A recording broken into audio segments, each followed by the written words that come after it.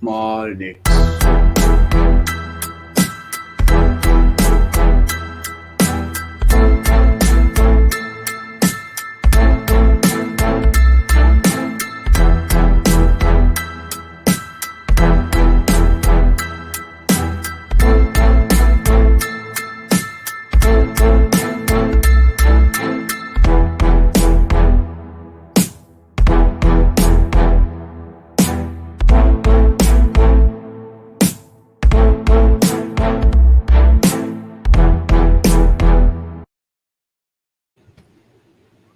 Good evening, everybody, and welcome to the CRM Converse Show. And we are happy that we have, for a certain time, not have him here, Clint Oram from SugarCRM. And he is, as you could say, close friend of ours and also inspiration in some thoughts.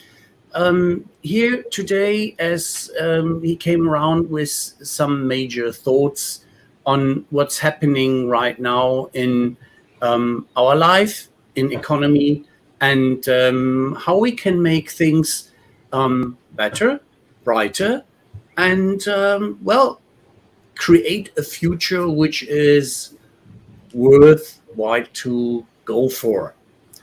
By taking that philosophic approach, I'm very, very pleased, Clint, that you still smile. And we are honestly very happy that you are with us. And I found it most compelling that you had 4 cool ideas we have as a framework to talk about today. And I would like to start with the first. After your short introduction, so tell us and the audience something about yourself, please. Well, thanks for having me here today. Let's see, what's my compelling reason to be here today? Why should your audience be paying attention to what I have to say? Well, I have been in the CRM industry for a while. Right, started my CRM career in 1999 doing deployments of CRM software for the very first web-based CRM application, a company called Octane Software that was bought by another company called Epiphany back in the early 2000s. And then I took that inspiration to start my own company, SugarCRM. So started SugarCRM back in 2004 and have been driving growth for this company for 18 years now, which blows me away at times. But so I've had a very long career in the CRM industry and seen a few things along the way. And I think there's a period ahead of us that coming for CRM technology as well as the global economy that I've seen before. And I've got some thoughts on how to prepare for it. Good, because we need all the advice we can get. Well, advice is, there's all kinds of sayings about advice. Do with it what you will. We all have opinions, right? But I'm happy to share mine. And it's worth what you pay for it. Yep. This show is free, right? Yeah. Ah, shit. I knew we are doing something wrong.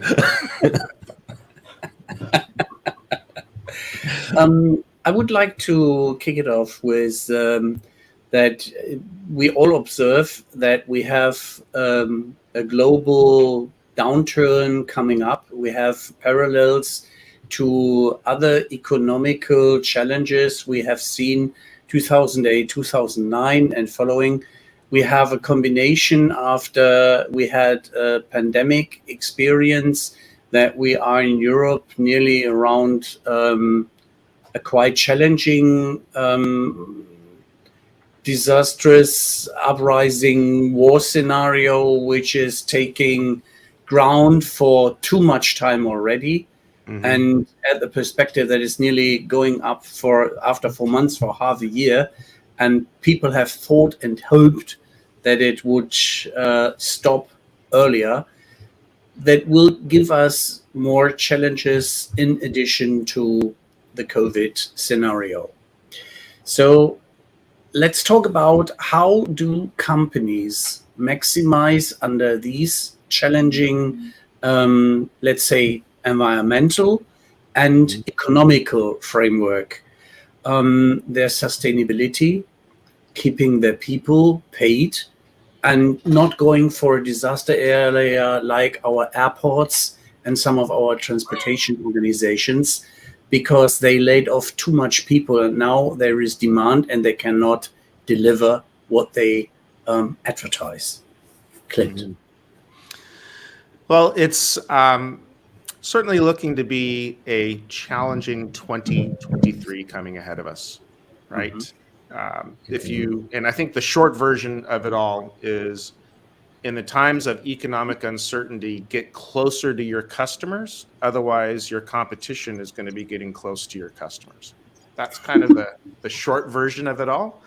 But if you take a look at what's happening in the global economy right now. Now, I'm not an economist. I'm not a historian. Please take my words as nothing more than the musings of a student of economy, a student of history. But it's certainly starting to feel a little bit like 2008, right? So what I mean by that is we're going into a bear economy, a bear market. Yep. We've got stagflation is the topic right now, a stagnant economy with rising prices. Certainly the economic practices that were deployed to propel us through the lockdown, through the downturn of the pandemic, are coming back to challenge us, right? Inflation is going through the roof.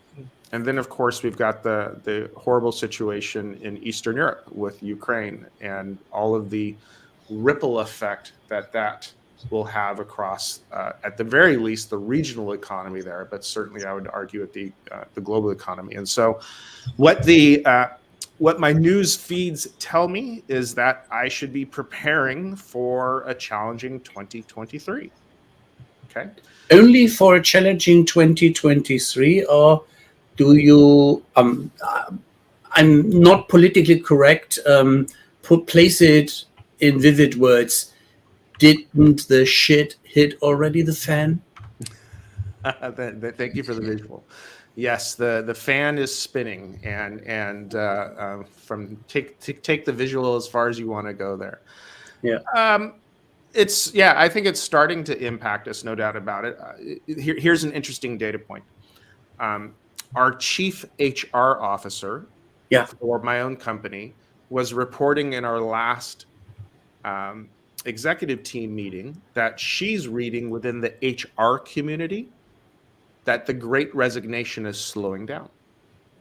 And sure enough, at our own company, the amount of turnover in the past month has been less than it had been in previous months. And so we're looking at this one little data point or a couple data points, and in there, does it look like that people are starting to hunker down and focus on what they have and be prepared to ride through a downturn in the economy? I can see the signs. I think the Great Resignation is going to be part of history here soon ahead of us. I think people are thinking about the grass is not necessarily greener on the other side of the fence.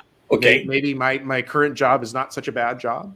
And then you're looking at large companies that have been clearly over their skis, spending ahead of their income, are already doing layoffs. And so there's definitely a reset coming. Of course, the question is, to what degree is that reset? And I think last thing anybody here should be doing is listening to me about my opinions on how long the reset will last. But what I can tell you is that in times like this is the perfect time to go back to your customers.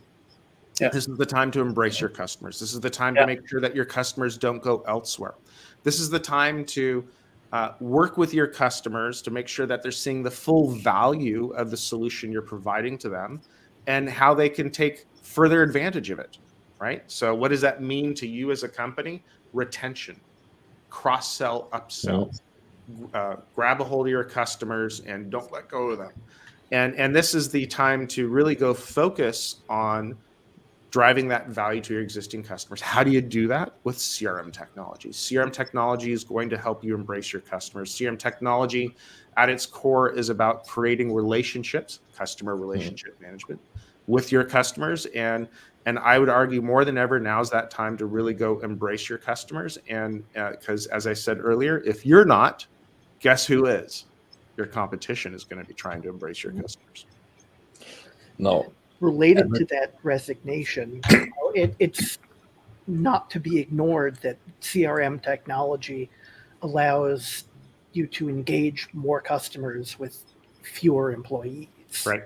So there is Kind of the core promise of IT in general, do more with less. Yeah. in general, yeah. Mm-hmm. So could we be looking at another quote unquote jobless recovery? Should it come to pass? Jobless recovery. You mean by investing in technology, there'll be fewer jobs at the tail end? Is that what you mean? that will not fill jobs at the tail end. This is probably it. Yeah. You know, boy, this is again, you run the risk of asking me questions about topics that I'm not necessarily the best at, but I would certainly argue that every time a recession happens, every time a downturn happens, companies invest at streamlining their operations, right? Mm-hmm. How do I become better with less cost involved? And the outcome of that is when the economy starts growing, you've got a very well-run operational machine for your company, and you're positioned for growth again. Because I think that's the other side of it, Marshall, is every time there's a downturn, there's an upturn, right? And cyclically speaking, about every decade, after the bankers and such get overly enthusiastic and start investing too quickly ahead of the value curve, there's a economic reset, and that reset takes a couple years, more or less, and then the economy bounces back again. So I certainly would argue that anytime there's a downturn, there's an upturn. Yeah. I'm not worried personally about a jobless economy ahead of us. I think there's nothing but jobs, nothing but growth in front of us as a global society. And I think the time right now is to think about your CRM technology as the way to keep close relationships with your customers. And the byproduct of that will be more efficient operations, a more efficient expenditure of your capital. And I think companies will come out of this stronger, those that survive. That's always the case with the downturn. Yeah. Well said. Those roller coaster economics do have also, from a long-term perspective, a friendly economical name, the conductive cycles, or for the lesser knowledgeable students in business economies like me, I go for the pig cycle. Yeah, and that is something like the visual with the roller coaster. And it's always very smart to have a CRM at your side, because you can use it for the downtimes and the uptimes. Yeah, and it's always beneficial. I've always said that the CRM industry is a great industry because it's recession-proof, right? Yeah. When the economy is growing, you need CRM to help drive growth. When the economy is slowing down, you need CRM to do more with less. Either way, CRM is a good investment. I would like to shape a bit, or to dig in a bit on your history, because we had the dedicated quote and question of several people, because we have some shows on open source and benefit of open source. And you had come from, let's say, two forks, an open and a closed source one. Mm-hmm. And we would like to ask again why you choosing to give up the open source fork. Oh boy, Ralph, that's a deep question. I feel like I need to bring out my couch and lie down on my couch and talk to my therapist here. Is it such bad? I thought that I have very mixed opinions. Very mixed opinions on open source as a whole. there's parts that I love. There's parts that frustrate me. In the end, as a company, SugarCRM chose to focus on delivering value to its customers and let the open source licensing aspect move to this side. Things that I love about open source is it drives innovation very quickly. It creates a frictionless environment for innovation. How do I put my technology in the hands of potential developers, potential customers very quickly, and drive that innovation curve? And you can't beat that. As a business model, it's a freemium business model, right? You could even argue it's a product-led growth business model. But as a freemium business model, the idea is try before you buy, right? And that one's tough to do right. And I would argue we weren't doing it right in the end. That's a whole long discussion in and of itself. I know that when we started open source business applications, we drove that curve. Open source business applications in 2004 to 2010 was a big deal. And we were being told by the people that were in the open source community, the pundits in the open source community, won't work, doesn't make sense, right? And we proved them wrong. It absolutely made sense. But then along came the cloud, and the cloud made open source business applications irrelevant in my mind. Open source infrastructure, however, I think is still very much part of our world. And in fact, open source technology drives the cloud. And so I think the cloud changed the dynamics in a way that open source applications weren't as exciting as they were before the cloud. And it wasn't driving value for us as a company and for, more importantly, for our customers in the short term. And so we chose to step away from it. And I would argue, if you look at the industry as a whole, tell me about the next great open source business applications company that started in the last 5 to 10 years. Not really out there. 9. Yeah, good luck with 9. Tell me about their growth. Tell me about their business results. You are right. 9 doesn't have the intention to do monetary growth. He has other goals, like Linus Torvald. His vision, the founder of 9, his vision is to become as famous as Linus Torvald and not to get broke and have these people fed. He has not the intention of delivering shareholder value. He's not interested in that. So if you have a more altruistic, I know where my leanings go on that discussion. Okay, I didn't want to get you in a corner where you lose your friendly face. It's simply that. Am I growling? It is more that I'm very grateful that you gave us that opinion, that you shared the opinion why you have chosen to go for the closed source approach, and that you have taken the road with some investors which help you to finance, and therefore you have to make money at the end of the day to feed that technology growth, to feed that human beings growth and the delivery for your customers, and put it on a solid foundation. And a plannable solid foundation is also something, as much as I love the agile developers community in open source, you cannot plan and steer. It is a bit like a surprise pack. What you have in your own foundation and in your own team, you have a certain control, but not to the environment, the community.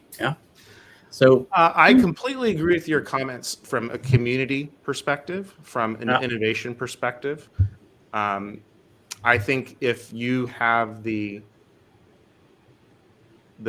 position where you can fund your own lifestyle, right? Whatever that lifestyle is, put your kids through school and put food on the table and put a roof over your head.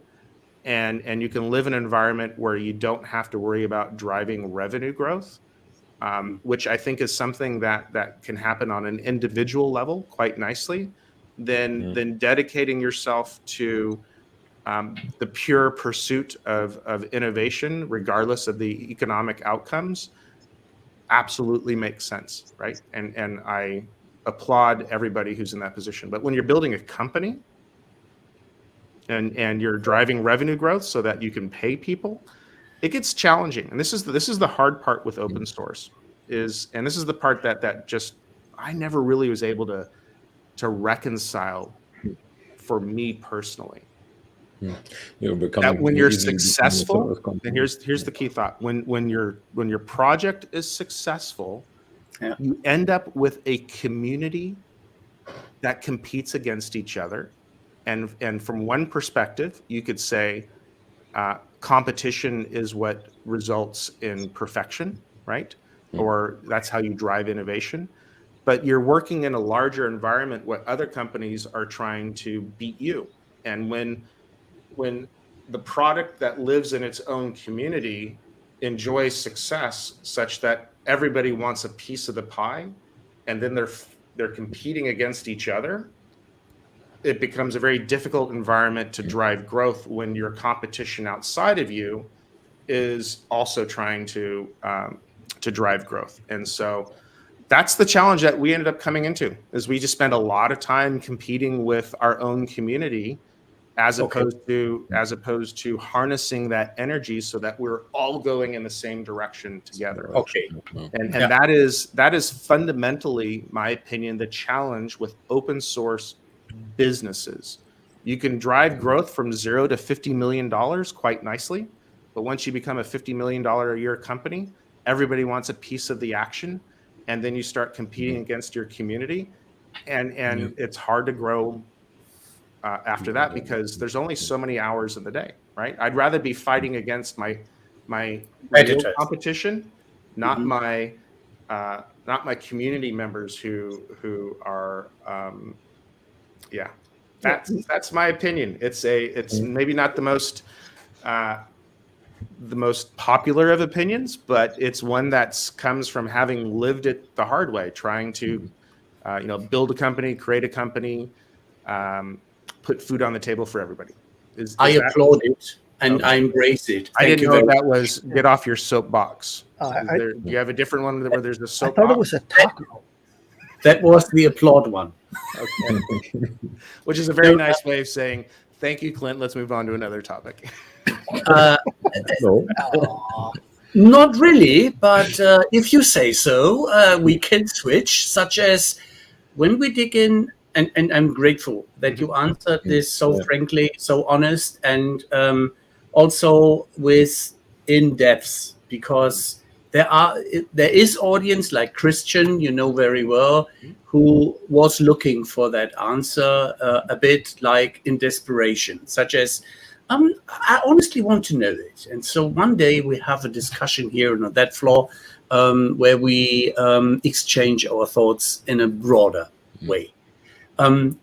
Another challenge, we came to the point that CRM is recession resilient, and it helps you create a certain resiliency against, let's say, economical waves and cycles to a certain degree.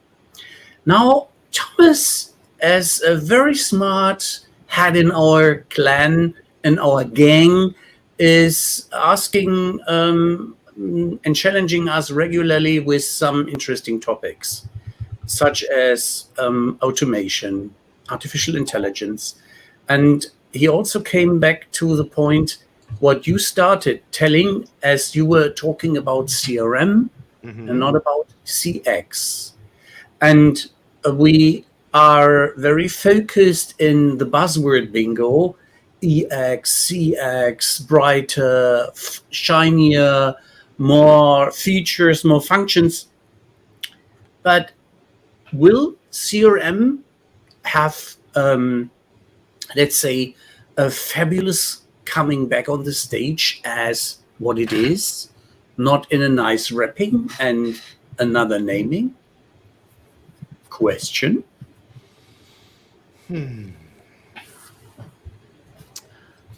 I like to consider myself a very pragmatic person. Call it for what it is, right? And every few years, we come up with a new buzzword in the CRM industry that is intended to convey how the magic pixie dust will suddenly make your business grow without having to do anything but buy this piece of technology, right? Liz Miller talks often about CRM pixie dust, right? You just sprinkle some pixie dust over the top and magic happens, right? And we've been telling that story in the CRM industry my entire career. And when I came into the CRM industry in 1999, I was learning from people who'd been in it for the previous 5 to 10 years, and they were telling the same stories, right? So we have a tendency in the CRM industry to talk about just buy my technology and magic will happen. And the practical reality is technology is just piece of the puzzle, right? It's people, process, and technology coming together to achieve outcomes, to achieve measurable results. And if you talk to any VP of sales, any VP of marketing, any VP of customer success, VP of customer service, the technology component is important, but it's not the whole equation by any stretch of the imagination. So I do believe we're going to talk about CX for a couple of years, and then a few years later, we're going to talk about we've been talking about AI. We're going to talk about this next great wave of technology. I personally am always very focused on what actually delivers value now once you get past the hype, and how do you deploy that technology in a way that delivers quick wins. And I think that's the practical reality of the CRM technology space. We will always be talking about some new great thing, Ralph, because technology is changing. Technology has gotten easier, right? Think about when I started my career in 1999 deploying the first web-based CRM application. It wasn't even in the cloud. It was on-premise, right? And it was leveraging the idea of business application infrastructure. Middleware didn't even exist. We were building our own. It was hard. It was really hard. But if you look at CRM technology now, I'd say it's easy. It's a lot easier. You can really get focused on delivering the business outcomes as opposed to struggling with the technology. That, to me, is what's really changed in the last 20 years. All the ideas that we're talking about now, by the way, we were talking about them back in 1999. Artificial intelligence, absolutely. How do you turn your call center into a profit center? How do you, there's all these ideas that we were talking about at my old company, Epiphany, that I would argue are now practical reality, that are easy to deploy, easy to achieve, and allows us to really focus on the real discussion, which is how do you develop meaningful, valuable partnerships, relationships with your customers. That's really what this is all about in the end. Will this, assuming there is a downturn, and assuming CRM being resilient, or as an industry being resilient as we think it is, so will companies look back more to the roots of CRM technology, which is basically at its core transactional?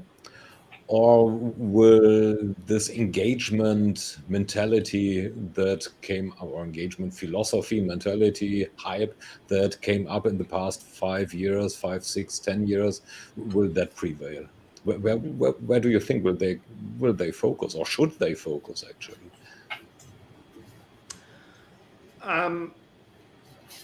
It's hard for me to say that these ideas wrapped around customer experience are new ideas, right? I was at my father's knee in 1984 as he was building his own company at that point in time, and he was thinking all these same concepts before this technology existed, right? And so I think that the core ideas of customer experience have been true for business as long as business is being done, right? Get to know your customer, show that you're interested in your customer, make sure that you're delivering value to your customer. When your customer asks for something, listen and do your best to deliver on it. And if you can't, be straightforward that you can't, right? These are all very, very common concepts about running a good business. Now, the big difference today compared to 1980s is that you can do this at scale with technology in a way that you couldn't before, right? As an individual in the 1980s, I could have a relationship with maybe 100 customers, 200 customers max, realistically 50. Now companies can deploy their employees and have relationships with hundreds, if not thousands of people in a meaningful way because the technology allows us to scale. So technology's made it all faster, made it all easier. But I think the core concepts, to be quite frank, Thomas, are not new concepts. I think these are concepts that we've all known over generations and generations of building valuable businesses. Now we just get to do them faster and at larger scale. I think that's what's different. And as a result, you can make mistakes faster and at larger scale, and you can do more damage more quickly. And I think that's why we have to put a little more thought into, you can run any campaign, right? You can run the speed with which you can deploy a marketing campaign that reaches thousands of people is unbelievable. I hope you're putting thought into the message before you send it out to thousands of people. Is it a valuable message, right? Is it a timely message? Well, and then for whom, yeah. That's right. So that, and of course, the big question is, so I talk about how the ideas of customer experience have been there for as long as business has been around. Now we're just executing them faster and at scale. I do think the big game changer ahead of us is when the automation starts doing it for us, as opposed to us turning the crank faster. When does artificial intelligence actually start running our businesses for us? And again, I'm a little skeptical on that idea. I don't think the robot replaces the human. I'm very much in the space where if you look at the history of technology, it helps people do their job better, faster, and at scale. It doesn't replace the people in the end. You just might have fewer people. That is a very good point. How far do you think AI can take us? I mean, at this point, there are things that we know it can't do. AI cannot bargain. AI cannot compromise. As far as we know. Do you remember your cell phone, your mobile phone, back in 2006? 2006, 2007. What did you have? I had a little BlackBerry, right? And I forget the exact model. Nokia. I had a little BlackBerry. It had a web browser on it. And anytime I wanted to put an application on it, I'd download an application to my computer. I'd plug in the cable, and it would synchronize the application. I had like 3 apps on my phone, right? And it seemed like the height of technology in 2006, 2007 compared to cell phones back in 1996, 1997. And then in 12 months, the world changed. Right, the iPhone came out. The iPhone 3 came out, and oh my gosh, it just changed the world in the way we deal with mobile. I think artificial intelligence is at that same place. I feel like today's algorithms, today's technology is the culmination of the last 20 years of technology investments. But I do feel like that turning point is still in front of us. I struggle with Siri and Alexa. Alexa, I said this. Alexa, no, Alexa, stop it. Alexa, shh, right? Or the whole world of natural language processing is not really there. The whole world of applications that can actually navigate a conversation as opposed to just do rote repetition, just not really there.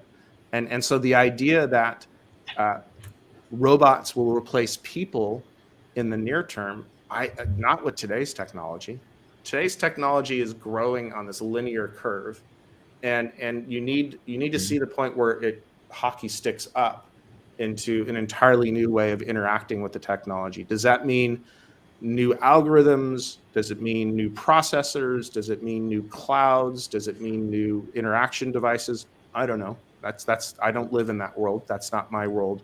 I live in CRM technology, but I just don't see AI replacing people anytime soon because, but there will be a point where it changes. And when is that point?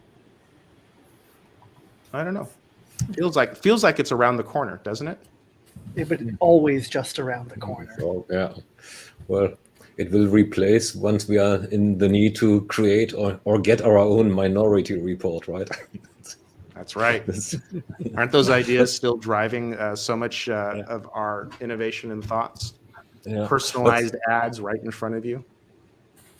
Still, so when we are changing from a growth mode into a kind of a defense mode because of economic, environmental challenges. Mm-hmm. This basically means more automation, doesn't it? Or forced automation. I'm not sure I follow that exactly. I mean, I think automation is always helping to drive the next wave of growth and the next. I mean, if you look across the history of the beginning of the Industrial Revolution forward, everybody's been saying, "Oh, the machines are going to take away all the jobs, and we won't have any jobs afterwards." And then, at each successive wave as it unfolds, we create new markets and we create new opportunities and we create entirely new job categories that didn't exist. I think my favorite is in 1965. What was a computer? That was a person. That was a job. Your job was to be a computer. It was like an accountant. Computers were literally people that worked for NASA to do calculations to send rockets to the moon. We all saw that movie, right? Hidden Figures, is that the name of it? Am I saying it right? And what was her job? She was a computer. And now here we are 50 years later, 60 years later, and computers are technology, and we've unlocked a whole frontier of space travel that was completely inaccessible in 1965, whatever the date was back then for that movie. My point there is technology always will replace older jobs that can be done more efficiently, but will unlock more opportunity than ever in front of us. That's my core philosophy. Maybe I have my rose-colored glasses on, but I think there's so much history behind us that has shown that to unfold over and over again. So I don't worry about the idea of will robots replace people? It's not. I'm just philosophically asking myself, what convinces us that history repeats itself? So means that those 3 cycles that we already had that created new and different jobs will be repeated a 4th, 6th, 100th time. Well, isn't that the difference? The difference between those who watch and those who do, right? It's kind of philosophy, right? So it's a philosophy, but also entrepreneurs. This is where I come back to. This is to me, the best entrepreneurs, the most successful entrepreneurs are those who look at history, who look at parallel industries and say, "Oh, look at that idea. I can apply it to this problem and go faster." And that's what entrepreneurs do, right? What did I do back in 2004? I looked at open source technology in middleware and infrastructure, and I said, there's a whole world of CRM developers out there who would love to be open source developers. So I took that idea of open source that was being applied to infrastructure technology and applied it to business applications and went after the CRM developer community. And it worked. It was a fantastic idea. It wasn't a terribly innovative idea, in my opinion. I was just stealing from history, if you will, stealing from other industries. And I think that idea happens over and over again for entrepreneurs. I think there was plenty of people telling me that it couldn't be done. And what was my response? Get out of my way. I'm going to go do it. Just watch. Just watch. Get out of my way. I'm going to go do it. So this is, to me, this is where entrepreneurs thrive, right? Is they're the ones who are going to look at that history, Thomas. They're the ones who are going to look at the parallel industries, and they're going to see the patterns and they're going to see something that seems totally obvious to them. Why don't I just go do that faster in this other industry and go solve this new problem? And often entrepreneurs suffer from the imposter syndrome, which is basically the idea of, I didn't really come up with a really new idea. I just did what was completely obvious, and somebody's going to find me out at some point, right? Yeah. And the reality is, there's not many people who will go do that idea. So that's why you get rewarded as an entrepreneur. Yeah. The Ponzi syndrome, like Graham was calling it. Yeah. And he was, sorry? Ponzi is a different one. This is Ponzi is that's a bad way of making money, right? You convince people to. Well, you took inspiration and learning from other industries. You did a kind of transformation. Right. That is something quite honorable. Whereas stealing others' people money and being greedy and delivering nothing, that's more like what I thought from the Ponzi syndrome. Yeah. But that came up with the CX certificates, which are spreading like hell. So that was a part of what is honest, what is the beef in CRM, and what gives us the capability of stabilized or with a solid foundation through crisis. And that brings me to the point, we have touched it already. People, the new resignation and remote work and the change of technology. The change of technology is helping us, such as we have had it with AI technology developments. How do you see the light, or what is your perspective on how we adopt to going back to work, get people back in their offices, or get will they? Will they? Yeah, will they go back to the office? I mean, here's the one industry that I would not want to be in right now: commercial real estate. Right? Or it's specifically commercial real estate. I have a friend who's in the commercial real estate industry down in Los Angeles, and he says it's booming. It's the best industry out there. And I said, well, tell me about the commercial real estate that you're managing. And it's all warehouse space, and it's all manufacturing facility space. And it's just, people are starting and expanding their logistics businesses and their manufacturing businesses right and left, and they need commercial real estate in order to facilitate that. And then I asked him, well, what about office buildings? Do you guys manage office buildings? And he said, no, I'm out of that business. That business sucks. Like, that's the point that I wanted to get to, because across the board, what are we doing here at SugarCRM? We're reducing the amount of office space that we have. Absolutely. We're not getting rid of it completely, but we just don't have people using it. The Cupertino office has a fraction the number of people going into the office every day that it did in the past. I go in often, but not every day. And it's a little lonely at times because people are working from home. I don't think that's going to change here very rapidly. I think, if anything, in the world of knowledge workers, where your physical location only matters when it comes to collaboration and water cooler talk, if you will.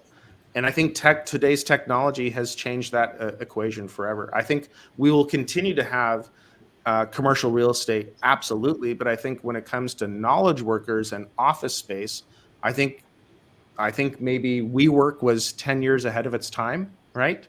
Imagine you're starting WeWork right now, and all of the craziness of the WeWork founder and all of that story aside, but imagine you were starting WeWork now. I think that would be a fantastic business to be kicking off, because I think the idea of small office spaces where people get together occasionally for meetings is going to remain. I think the idea of companies getting together a couple times a year for retreats or for sales kickoff or other types of activities, that'll absolutely continue. But I can tell you what's happening in the Silicon Valley startup world right now. There is no Silicon Valley. It's the Silicon world, right? Businesses are starting all over the place, and they're not relying on office space. So I think that aspect is absolutely here to stay for us, Ralph. And I think we've got a lot to learn from that. And I think remote working is going to be the new normal, especially for knowledge workers. So it means basically all those business leaders who kindly or not so kindly ask their people to get back or get fired are wrong. I think so. Let me tell you, amongst my community of friends and colleagues, those businesses that are doing that exact thing, and I'm thinking of Google, I'm thinking of Apple, I'm thinking of Facebook, where I have friends who are working there. They're all rebelling against the idea. They're all saying right now, "This is stupid. Why am I doing this? This is a forced environment that is just getting in the way of getting business done."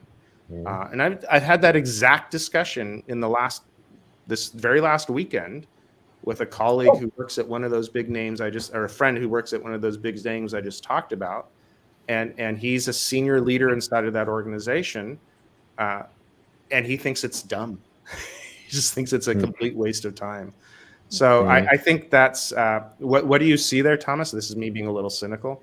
These are companies that have invested hundreds of millions, if not billions, of dollars in their office space, and they're gonna take advantage of it no matter what, right? I think they're still selling off victims that of the space. sunk cost fallacy. Yeah. Throwing good money after bad. Yeah.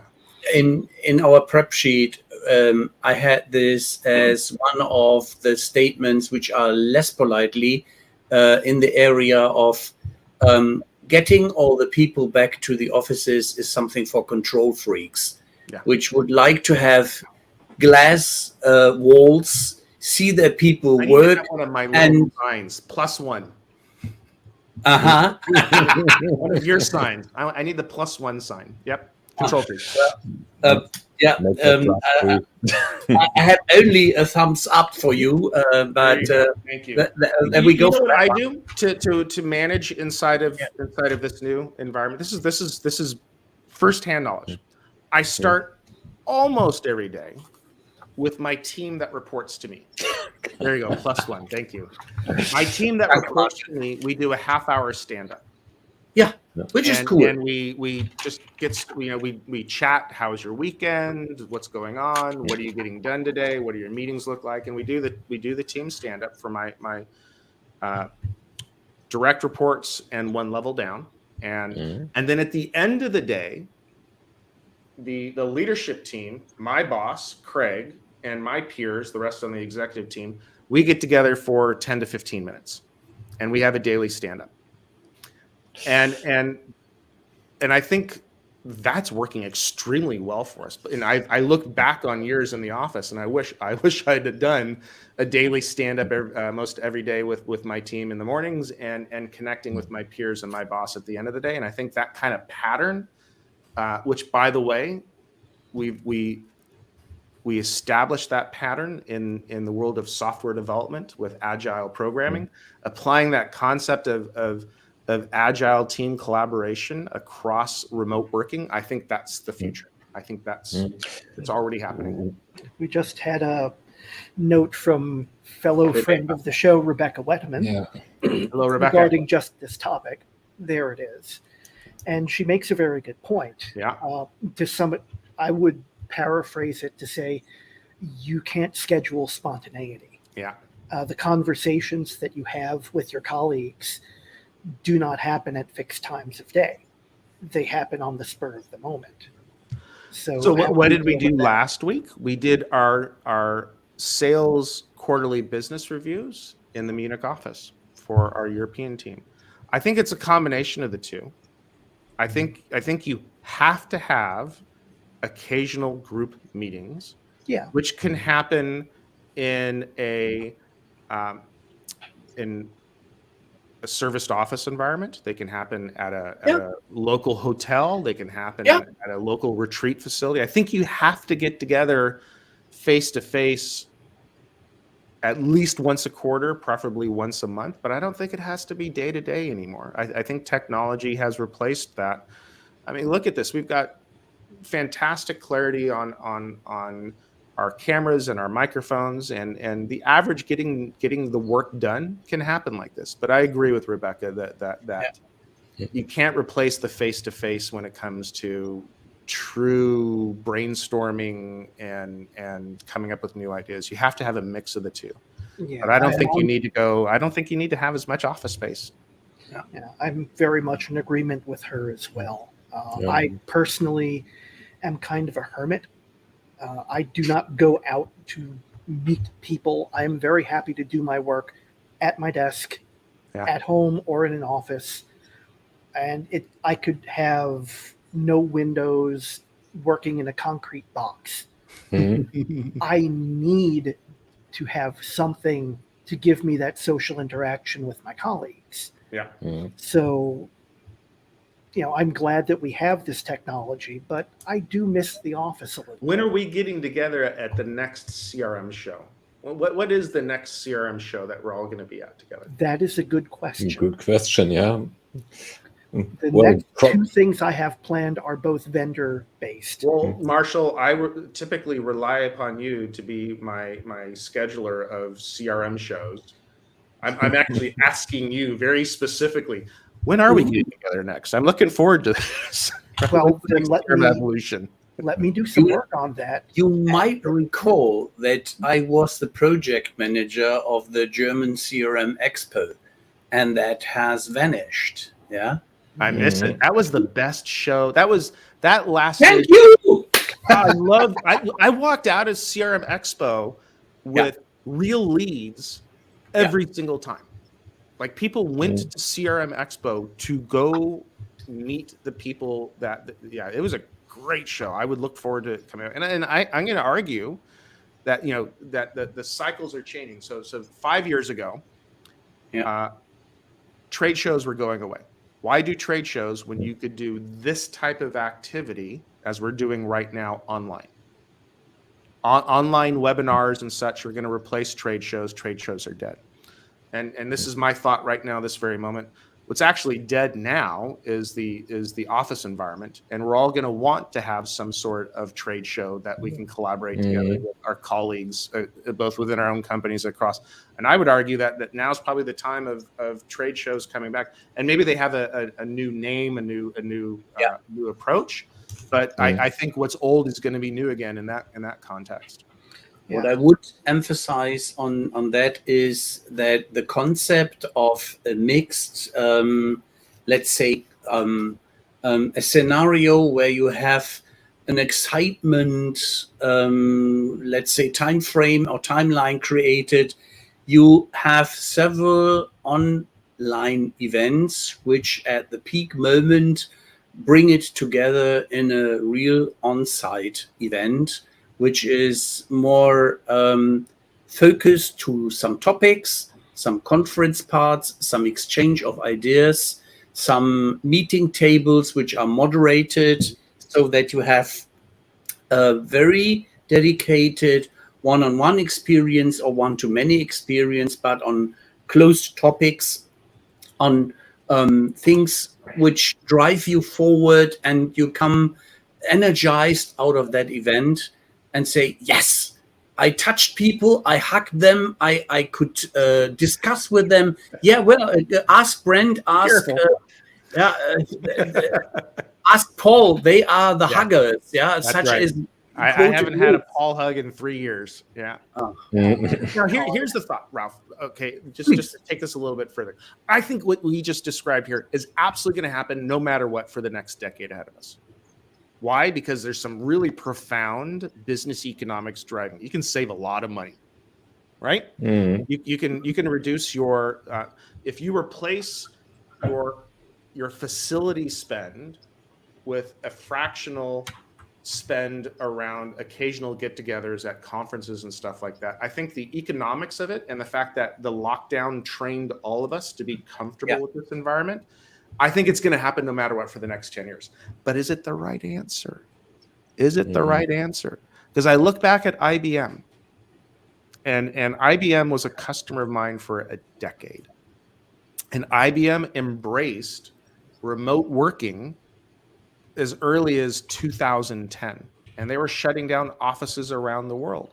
And I would go to IBM trade shows, and I always found it really interesting that these IBM events seemed to be more about IBMers connecting with other IBMers than it was about actually doing the purpose of the trade show, right? I would go into these meetings with IBMers, and there'd be a group of IBMers saying, "Oh, you're so-and-so, you're so-and-so. Oh, I've only heard your voice or seen you on WebEx, and nice to meet you." And I'd be sitting there, looking at my phone, waiting for the actual meeting to start, because they're having all their, their family time together. And I would argue that if you talk to any IBMer, their culture suffered significantly as a result, right? So they did it for economic reasons, and I'm going to argue it's going to happen in front of most businesses in front of us for the next 10 years for economic reasons. But is it the right answer in the end? Because I would agree with Rebecca's point. Culture can suffer, and you have to work really hard to maintain that culture, and you have to invest in that different type of culture, and that's going to be a real challenge for all of us. And that is making the difference for Generation Z, because they have different expectation than X and Y. And it's very important, if you want that employee experience to develop in the right direction, that you, as you quoted earlier, listen, follow, and show respect and empathy to drive this forward in the right direction. And I agree with you, the times of the large trade shows, I'm afraid they are over. But focused and valuable and delivering good experiences over participating, getting knowledge, like it's like a petrol station. You are filled up when you leave, and you love it. And you really go energized out of there and say, yes, this was worth the trip. This was worth the time. That is what I lived for. Yeah. And these bastards in Stuttgart killed everything of that spirit, and it made it hard. So I came for the perspective that a combination out of online and on-site could be not the savior, but could be a cool clue to get that community spirit again, because you are not the only one in the industry from the vendor side who is missing that family meeting of the CRM family. You know what we've been talking about for the past 10, 15, whatever minutes?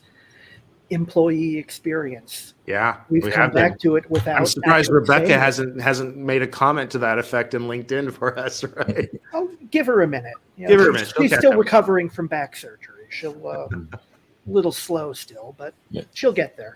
Ooh, careful! We love you, I would never call Rebecca slow out loud. That would be. Rebecca's we just did, and we will see the results because she requested a further participation in the show, so we have a fair trade-off.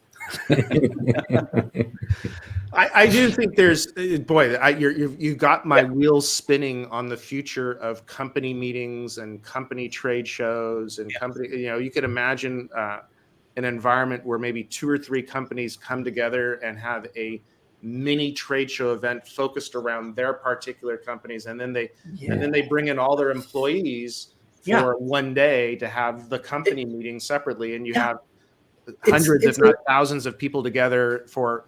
Well, it sounds like a bit of a potential HR nightmare. Everybody's going to cut loose, but honestly, it's better to drive something like these company family reunions in that way, and instead of And that's a great employee retention activity. Imagine explaining that to your employees that not only do you get the full latitude, the full flexibility of working from home, wherever home may be, but then we get together multiple times a year, and these are really fun, exciting events. We invest and spend in you the trip so that you have an international get-together and you see faces you have never seen before in real, just video-like. Yeah. Well, and we are doing our first here at SugarCRM. We are doing our first in-person roadshow events starting this fall. First time in 3 years, right? Okay. Not first time ever, of course, but first time since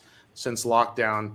We're going to be in, oh boy, I remember one of them, Munich for Oktoberfest. We're going to be in Munich.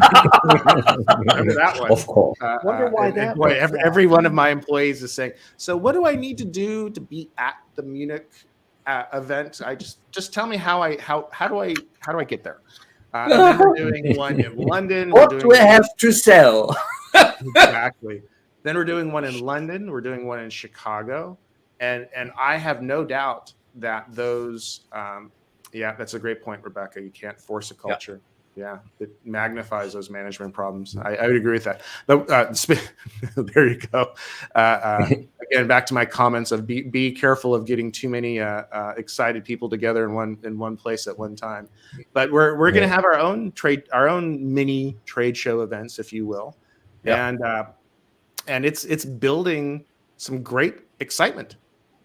It's creating some great excitement inside of our own company. People are really, as I said, they're trying to figure out, how do I get there, right? Because I want to be there. That sounds like a real event. Fantastic incentive. Yeah. Sorry, Marshall. No, I was saying more or less the same thing you were. Fantastic incentive. Yeah. And also, goodbye, Rebecca. Have a good call. Have a good call, Rebecca. I think that's maybe our cue. We've been chatting for, boy, that was an hour. Yeah, we've already hit the hour. Shocking. You guys are fun to talk with. And now, my friend, you remember that when we have 25 minutes together with Sarita, that this is like a blink of the eye for us. Yeah? Even that hour went whoosh like that. Yeah.